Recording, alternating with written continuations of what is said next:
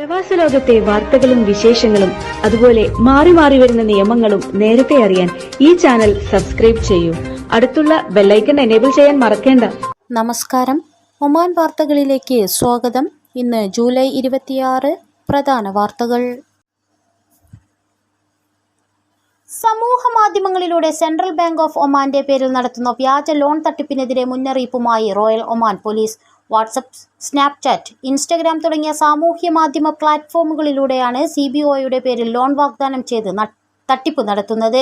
ഇങ്ങനെ വാഗ്ദാനം ചെയ്യുന്ന ലോണിനായി ഇരകളിൽ നിന്ന് വഞ്ചനാപരമായ ലിങ്കുകൾ നൽകി വ്യക്തിഗത ബാങ്കിംഗ് വിവരങ്ങൾ ചോർത്തുകയാണ് സംഘം ചെയ്യുന്നത്.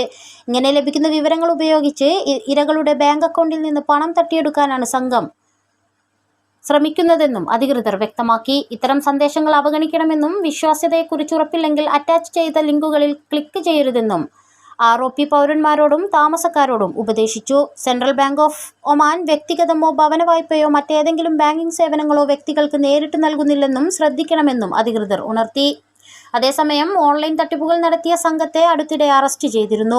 ബാങ്കിംഗ് വിവരങ്ങൾ അപ്ഡേറ്റ് ചെയ്യാനെന്ന പേരിൽ ഉപഭോക്താക്കളിൽ നിന്ന് വിവരങ്ങൾ ശേഖരിച്ച് തട്ടിപ്പ് നടത്തിയ 4-അംഗ സംഘമാണ് കുറ്റാന്വേഷണ വിഭാഗത്തിന്റെ വലയിലായത്. വൺ ടൈം പാസ്വേഡ് അയച്ച ആളുകളെ കബളിപ്പിച്ചാണ് സംഘം പണം അപഹരിച്ചിരുന്നത്. ഇത്തരത്തിലുള്ള തട്ടിപ്പുകാരെക്കുറിച്ച് മുന്നറിയിപ്പ് നൽകി അധികൃതർ കഴിഞ്ഞ ദിവസങ്ങളിലും മുന്നറിയിപ്പ് നൽകിയിരുന്നു. വ്യക്തിഗത വിവരങ്ങൾ, അക്കൗണ്ട് ഡീറ്റെയിൽസ് തുടങ്ങിയവ ഓൺലൈൻ വഴിയോ ഫോൺ കോളുകളിലോ നൽകരുതെന്നും അധികൃതർ അറിയിച്ചു.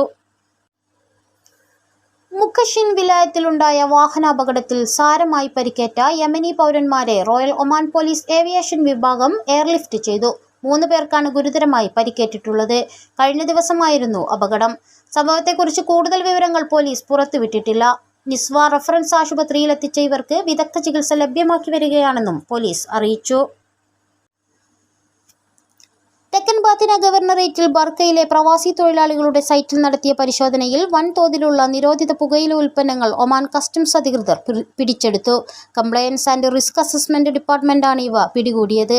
പുകയില ഉൽപ്പന്നങ്ങൾ തയ്യാറാക്കുന്നതിനായി പ്രവാസി തൊഴിലാളികൾ നടത്തുന്ന ഫാക്ടറിയും കണ്ടെത്തി. ഇവിടെ നിന്നാണ് വൻതോതിലുള്ള ച്യൂയിംഗം രൂപത്തിലുള്ള പുകയില ഉൽപ്പന്നങ്ങൾ പിടികൂടിയത്. പ്രതികൾക്കെതിരെ നിയമ നടപടികൾ ആരംഭിച്ചതായി അധികൃതർ വ്യക്തമാക്കി. ബർക്ക വിലായത്തിൽ ഒരു വീട്ടിൽ നിന്നും കഴിഞ്ഞ ദിവസം 2241 കുപ്പി ലഹരി പാനീയങ്ങൾ ഒമാൻ കസ്റ്റംസ് അധികൃതർ പിടിച്ചെടുത്തിരുന്നു. ഒമാൻ കസ്റ്റംസിന്റെ കംപ്ലയൻസ് ആൻഡ് റിസ്ക് അസസ്മെന്റ് വിഭാഗം നടത്തിയ പരിശോധനയിലാണ് ഇവ കണ്ടെടുക്കുന്നത്. അടുത്ത മാസം 4 മുതൽ മസ്കത്ത് അന്താരാഷ്ട്ര വിമാനത്താവളത്തിൽ പാസഞ്ചർ ബോർഡിംഗ് സിസ്റ്റം പ്രോസസ്സിംഗ് മാറ്റം വരുന്നതിനാൽ യാത്രക്കാർ പതിവിലും നേരത്തെ എത്തിച്ചേരണമെന്ന് ഒമാൻ എയർപോർട്ട്സ് അധികൃതർ അറിയിച്ചു. ഇനി മുതൽ പാസഞ്ചർ പ്രോസസ്സിംഗ് കട്ട് ഓഫ് സമയം പുറപ്പെടുന്ന സമയത്തിന് 40 മിനിറ്റ് മുമ്പായിരിക്കും. നേരത്തെ ഇത് 20 മിനിറ്റായിരുന്നു. പുതിയ PBS സംവിധാനം നടപ്പാക്കുന്നതായി ബന്ധപ്പെട്ടുള്ള വിവരം ഒമാൻ എയർപോർട്ട്സ് അധികൃതർ സർക്കുലർ വഴി അറിയിച്ചിട്ടുണ്ട്. വിമാനത്താവളത്തിലെ യാത്രക്കാരുടെ അനുഭവവും പ്രവർത്തനക്ഷമതയും വർദ്ധിപ്പിക്കുന്നതിനുള്ള തുടർച്ചയായ ശ്രമങ്ങളുടെ ഭാഗമായാണ് ഈ നീക്കം. ചെക്ക് ഇൻ നടപടിക്രമങ്ങൾ പൂർത്തിയാക്കുന്നത് മുതൽ പുറപ്പെടൽ ഗേറ്റുകളിൽ എത്തുന്നത് വരെയുള്ള യാത്രക്കാരുടെ വിശദമായ അവലോകനം ഞങ്ങൾ നടത്തിയിട്ടുണ്ട്. ചെക്ക് ഇൻ പ്രക്രിയകൾ പൂർത്തിയാക്കുന്നതിനുള്ള കുറഞ്ഞ സമയം തിരിച്ചറിയാനും എല്ലാ ഫ്ലൈറ്റുകൾക്കും നിശ്ചയിച്ചിട്ടുള്ള ഷെഡ്യൂൾ അനുസരിച്ച് ബോർഡിംഗ് പ്രക്രിയയുടെ പുരോഗതി ഉറപ്പാക്കാനും പ്രവർത്തനങ്ങളിലെ കാലതാമസം ഒഴിവാക്കാനുമാണ് ഇതിലൂടെ ലക്ഷ്യമിടുന്നതെന്നും അധികൃതർ സർക്കുലറിൽ പറഞ്ഞു. 2ാമത് അൽ അഷ്കറ ഫെസ്റ്റിന്റെ ഭാഗമായി ഒരുക്കിയിട്ടുള്ള ക്രിക്കറ്റ് ചാമ്പ്യൻഷിപ്പിന്റെ ഫൈനൽ റൗണ്ട് മത്സരങ്ങൾ ഇന്ന് അരങ്ങേറും. അൽ അഷ്കറ ബീച്ചിൽ ഒരുക്കിയ പ്രത്യേക ഗ്രൗണ്ടിൽ വ്യത്യസ്ത സമയങ്ങളിലായാണ് ഫൈനൽ മത്സരങ്ങൾ നടക്കുന്നത്. ആദ്യമായാണ് പ്രാദേശിക ഉത്സവത്തിന്റെ ഭാഗമായി ക്രിക്കറ്റ് ടൂർണമെന്റ് അരങ്ങേറുന്നത്. ടൂർണമെന്റ് ജേതാക്കളെ കാത്തിരിക്കുന്നത് നിരവധി സമ്മാനങ്ങളാണ്. മലയാളികളടക്കം അണിനിരക്കുന്ന ചാമ്പ്യൻഷിപ്പ് ഒരുക്കുന്നതിലൂടെ അജ്വ അൽ അഷ്കറ ഫോറം എന്ന് പേരിട്ടിരിക്കുന്ന 2ാം എഡിഷൻ ഫെസ്റ്റിവലിലേക്ക് കൂടുതൽ വിദേശികളുടെ പങ്കാളിത്തം എത്തിക്കാൻ സാധിച്ചു.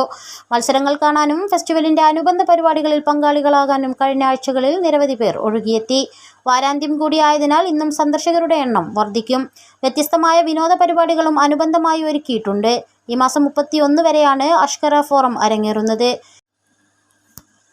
ദോഫാർ ഗവർണറേറ്റിൽ വാഹനവുമായി സാഹസിക പ്രകടനം നടത്തിയ സംഭവത്തിൽ 3 ഡ്രൈവർമാർ അറസ്റ്റിൽ. ഇതിന്റെ വീഡിയോ പകർത്തി സാമൂഹിക മാധ്യമങ്ങളിൽ പങ്കുവെക്കുകയും ഇത് വൈറലാവുകയും ചെയ്തിരുന്നു. വീഡിയോ ശ്രദ്ധയിൽപ്പെട്ട പോലീസ് അന്വേഷണം നടത്തി പ്രതികളെ പിടികൂടുകയായിരുന്നു. സാഹസിക പ്രകടനങ്ങൾക്കായി ഉപയോഗിച്ച കാറുകൾ പോലീസ് പിടിച്ചെടുത്തു. പിഴ ഉൾപ്പെടെയുള്ള ശിക്ഷ ലഭിക്കുന്ന നിയമലംഘനമാണിത്. വടക്കൻ പാത്തിന ഗവർണറേറ്റിൽ ലോക്കോമോട്ടീവ് അപകടത്തിൽപ്പെട്ട് ഡ്രൈവർ മരിച്ചു. ഖാബൂറ വിലായത്തിലാണ് സംഭവം. അപകടത്തെ തുടർന്ന് ലോക്കോമോട്ടീവിലും അതിൽ ഘടിപ്പിച്ച ട്രെയിലറിലും തീപിടിക്കുകയായിരുന്നുവെന്ന് civil defence and ambulance authority അറിയിച്ചു. അഗ്നിശമന സേന എത്തിയാണ് തീ നിയന്ത്രണ വിധേയമാക്കിയത്. അതേസമയം അപകടത്തിൽപ്പെട്ടയാൾ ഏത് രാജ്യക്കാരനാണെന്ന് അറിവായിട്ടില്ല. തീപിടുത്തത്തിന്റെ കാരണം അധികൃതർ അന്വേഷിക്കുന്നുണ്ട്. ബൗഷർ ആമിറാത്ത് ചുരം റോഡിൽ അൽ ജബൽ സ്ട്രീറ്റ് താൽക്കാലികമായി അടച്ചു. മലമുകളിൽ നിന്ന് കല്ലുകൾ താഴേക്ക് പതിക്കാതിരിക്കാനായി സ്ഥാപിച്ച നെറ്റുകളുടെ അറ്റകുറ്റപ്പണിക്കാണ് പാത 48 മണിക്കൂർ അടച്ചിടുന്നത്. കാലയളവിൽ യാത്ര ചെയ്യുന്നവർ വാദി അദായ് റോഡ് ഉപയോഗിക്കണമെന്ന് അധികൃതർ നിർദ്ദേശിച്ചു. ഇന്ന് പുലർച്ചെ 5 മുതൽ ഞായറാഴ്ച രാവിലെ വരെ റോഡ് അടഞ്ഞുകിടക്കും. റോയൽ ഒമാൻ പോലീസുമായി സഹകരിച്ച് പ്രദേശത്ത് ഗതാഗത നിയന്ത്രണം ഏർപ്പെടുത്തിയതായും നഗരസഭ അറിയിച്ചു. ഇന്ത്യയിൽ സ്വർണ്ണ ഇറക്കുമതി തീരുവ കുറച്ചെങ്കിലും ഉപഭോക്താവിനെ സംബന്ധിച്ച് ഇപ്പോഴും ലാഭകരം ഗൾഫിൽ നിന്ന് വാങ്ങുന്നതാണെന്ന് കമ്പോള വൃത്തങ്ങൾ ചൂണ്ടിക്കാട്ടുന്നു. ഒരു വ്യക്തി ഗൾഫ് രാഷ്ട്രങ്ങളിൽ $100 വിലയുള്ള സ്വർണം വാങ്ങുമെങ്കിൽ ഇന്ത്യയിലെത്തുമ്പോൾ കസ്റ്റംസ് തീരുവ ഉൾപ്പെടെ ഇതിനു മുമ്പ് ഏകദേശം $115 മൂല്യമാകുമായിരുന്നു. ഇപ്പോൾ $106 മാത്രമേ ആകൂ. ഇന്ത്യയിൽ വാങ്ങുകയാണെങ്കിൽ അതേ അളവിലുള്ള സ്വർണത്തിന് ഏകദേശം $112 വില വരും. അതിനാൽ താരതമ്യപ്പെടുത്തുമ്പോൾ സ്വർണത്തിന് ഇപ്പോഴും വിലക്കുറവ് ഗൾഫിലും ഇന്ത്യയിൽ വില കൂടുതലുമാണ്. സ്വർണത്തിൻ്റെയും വെള്ളിയുടെയും ഇറക്കുമതി തീരുവ 15% നിന്ന് 6%ആയാണ് കേന്ദ്രം കുറച്ചത്. എന്നാലും ഒമാനിൽ നിന്ന് സ്വർണവും ആഭരണങ്ങളും വാങ്ങുന്നത് ഇപ്പോഴും ഗുണകരമാണ്. ഇറക്കുമതി തീരുവ കുറച്ചതിന് ശേഷവും ഗൾഫ് സ്വർണ്ണവില ഇന്ത്യയെ അപേക്ഷിച്ച് 5 മുതൽ 6% കുറവായിരിക്കുമെന്നാണ് കണക്കാക്കുന്നത്. വിനോദസഞ്ചാരികൾ ഇന്ത്യൻ ഉപഭോക്താക്കൾ സ്വർണ്ണാഭരണങ്ങൾ വാങ്ങുന്നതിന് GCC രാഷ്ട്രങ്ങളെയാണ് ഇഷ്ടപ്പെടുന്നത്. ശുദ്ധ സ്വർണം ലഭിക്കുമെന്നതും ആകർഷകം. ഇറക്കുമതി തീരുവ കുറച്ചതോടെ വില ധാരണയുള്ള ഇന്ത്യൻ ഉപഭോക്താക്കളിൽ സ്വർണം വാങ്ങാനുള്ള തങ്ങളുടെ ഇഷ്ടകേന്ദ്രം സംബന്ധിച്ച് തീരുമാനം പുനഃപരിശോധിച്ചേക്കാം. എന്നിരുന്നാലും ലോകമെമ്പാടുമുള്ള ജ്വല്ലറി ഡിസൈനുകളുടെ വൈവിധ്യമാർന്നതും സമാനതകളില്ലാത്തതുമായ ശേഖരത്തിന് പേരുകേട്ട ഒരു ആഗോള ജ്വല്ലറി ഹബ്ബ് എന്ന നിലയിൽ ഗൾഫ് നാടുകൾ പദവി സമാനതകളില്ലാത്തതായി തുടരും. ഡിസൈനുകളിൽ ഇത്രയും വൈവിധ്യം ഇന്ത്യയിൽ ലഭ്യമല്ല. ഇന്ത്യൻ ആഭരണങ്ങൾ വാങ്ങുന്നവരുടെ തീരുമാനമെടുക്കുന്നതിൽ ഇത് നിർണായക ഘടകമായിരിക്കും.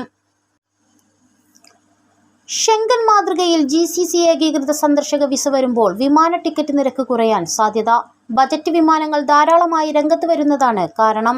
ഉയർന്ന വിമാനയാത്രാ നിരക്ക് മേഖലയിൽ ടൂറിസം മേഖലയെ ഇപ്പോൾ തടസ്സപ്പെടുത്തുന്നുണ്ട്. അന്തർമേഖലാ വിമാനയാത്രാ ചെലവ് മറ്റ് പ്രദേശങ്ങളെ അപേക്ഷിച്ച് കൂടുതലാണ്. ചില GCC റൂട്ടുകൾ ശേഷി പരിമിതി വെല്ലുവിളി നേരിടുന്നു.